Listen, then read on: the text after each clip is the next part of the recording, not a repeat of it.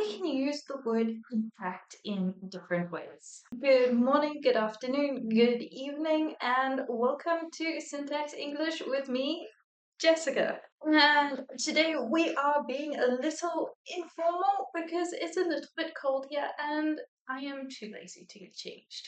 As I said, we are going to look at some collocations related to impact and how you can use them and what the meaning of them is. The most significant impact comes from.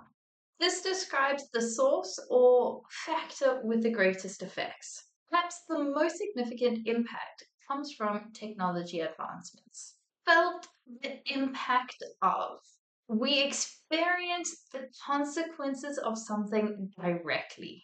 The coastal towns felt the impact of the hurricane severely, made a measurable impact on, created a noticeable and quantifiable difference. Quantifiable means that we can measure it in numbers. The new policy made a measurable impact on employee satisfaction, left a lasting impact by.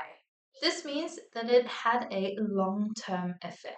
She left a lasting impact by promoting education for all children, minimize the negative impact of, reduce the harmful consequences. The government minimized the negative impact of the financial crisis through swift action.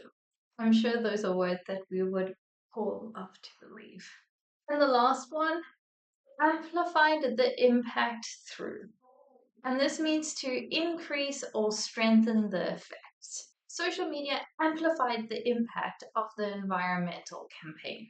While I understand that you might not need to use these words every day, it is important to understand them because I feel as though they are used quite a lot in newspaper articles, for example. However, you can switch some of these from your passive vocabulary, the vocabulary that you know, to your active vocabulary, the vocabulary that you actually use, depending on the situation that you are in.